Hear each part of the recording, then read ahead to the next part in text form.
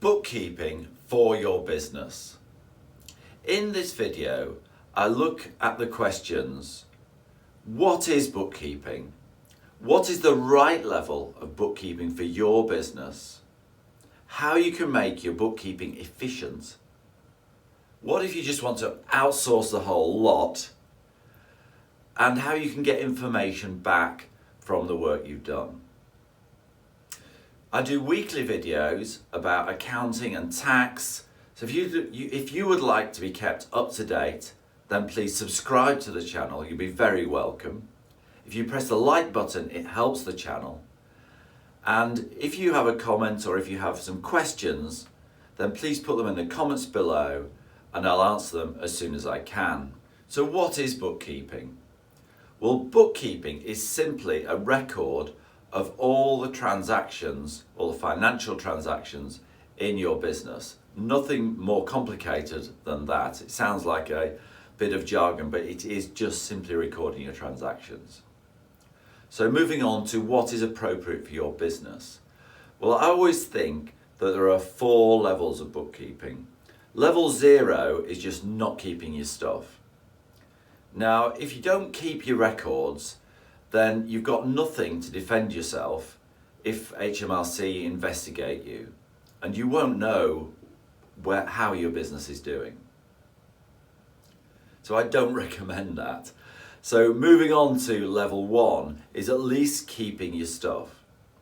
Now, if you just keep your stuff and do nothing with it, the problems that you'll have is that it's quite difficult to remember 12 months or maybe 20 months after a transaction just what it related to.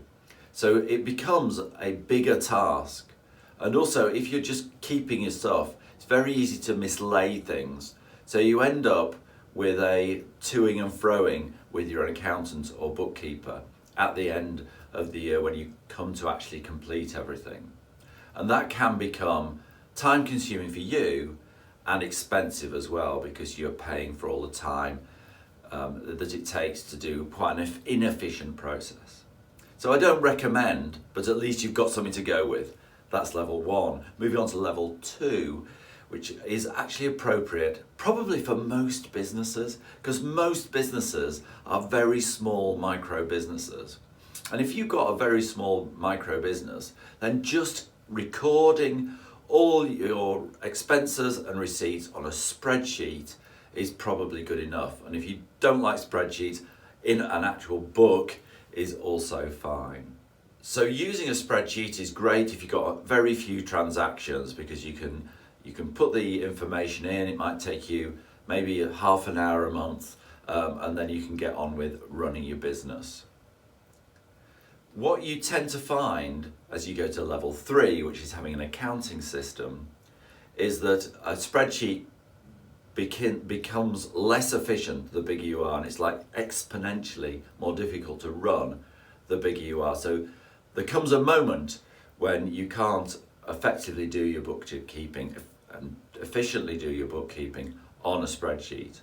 I think one of the big tests is when you can't run your sales ledger, so you don't know who owes you what money. If you don't know who owes you what money easily from a spreadsheet, then you definitely need some accounting software.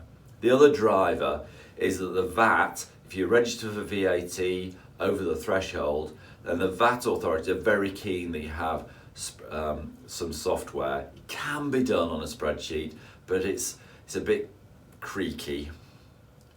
So if you want accounting software, what are the features of the accounting software to make it efficient? Well, I think the most important thing is to have cloud-based accounting software, because before cloud-based software, we'd always have 1 or 2 clients that came in sheepishly who had spilt their coffee or something on their computer and lost all their records. So to avoid that and to avoid having to update, and so that if it's on the cloud, you can look at it at the same time as your accountant or your bookkeeper. For all of those reasons, I think that having cloud-based software is the way to go. So what other features? I think something that's really important is having a link to your bank. So your bank transactions should be able to get into your accounting software through electronic transfer and not through you entering all the data. Because when you start entering bank transactions yourself, you're only adding in errors and you're taking time. And I think that's to be avoided. I think it's good to be able to add on other software. So we use a lot of Receipt Bank. So Receipt Bank is like artificial intelligence, where you scan invoices into Receipt Bank and it reads them and puts them into your accounting software and does some of the bookkeeping automatically. I think having the ability to do that within your software is really important. Other features that I do recommend are, I think it should be easy to navigate so that people who are not accountants can find their way around it reasonably easily, which means having simple software. I think that having a visual appealing is helpful, particularly for non-accountants. And the words that they use, I think if they're not technical accounting words, I think that's really helpful too.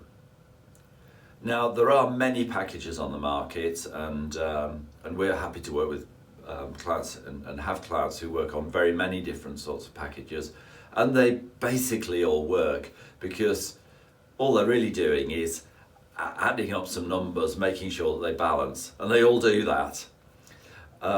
We use a lot of Xero, which is spelled Xero, because we think it's particularly visually appealing, but on the downside, it is a little bit more expensive. So you get what you pay for. It's slightly better, but it's a little bit more expensive. But as I say, there are loads of different softwares on the market, but I've given you a few clues there as to what you should be benchmarking against when you choose your software. And it is something that we can also discuss with you very happily. I think to make your bookkeeping efficient, one of the things you've got to remember is that the bookkeeper can't work in the dark. They need the information that's often in the proprietor's mind, and they're not mind readers. So there needs to be a system so that maybe you're using Receipt Bank to get information into your software, you're getting stuff in from your bank, but also the information needs to be downloaded from maybe the proprietor or the senior staff's minds into the software. And to do that, you just need a system.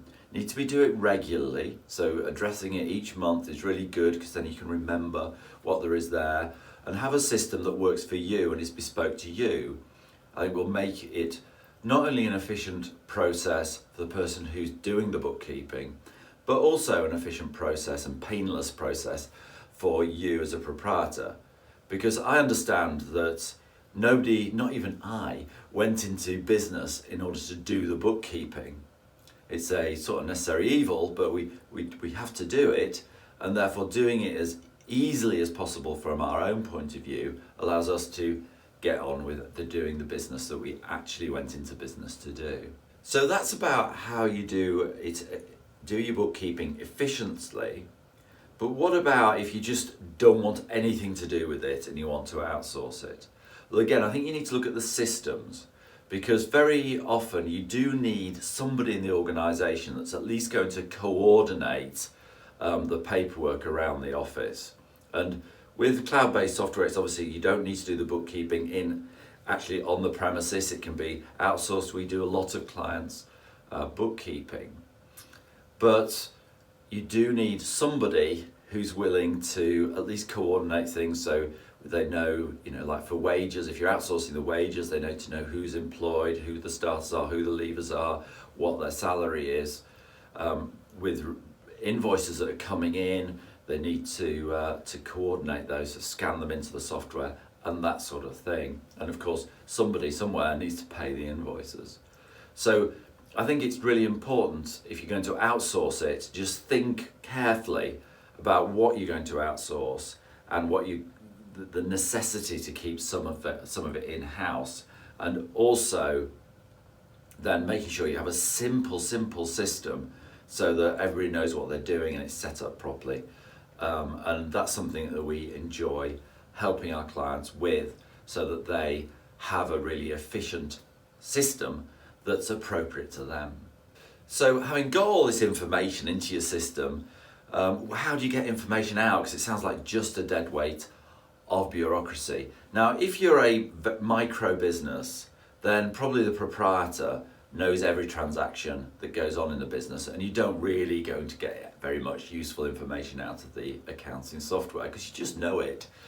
But once other people than the proprietor are making decisions and doing transactions, when you've got a little bit bigger, then you need to use your bookkeeping to make sure that the accounts are as you'd expect. So if you've got a sales system, you need to make sure that the bank and the accounting agrees to your sales system. You need to maybe do management accounts so that you can see if you made the profit that you're expecting, to make sure that you're on top of your costs as you'd expect, and maybe integrate the accounting software to produce some indicators of how well you're doing.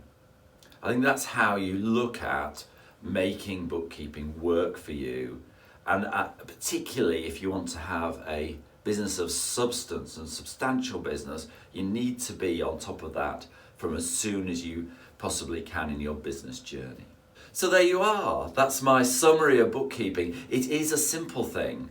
It is just a list of transactions, and it can be done efficiently if you think about the processes that you are engaging in, and make sure that that information goes from the proprietor's head into the bookkeeping in as painless way as possible for you, the proprietor, so that you can run your business. If you want to keep in touch with accounting and tax matters, then please subscribe to the channel. You'll be very welcome. Pressing the like button helps the channel, helps that algorithm from YouTube, and I will answer your questions in the comments as soon as I can. Thank you.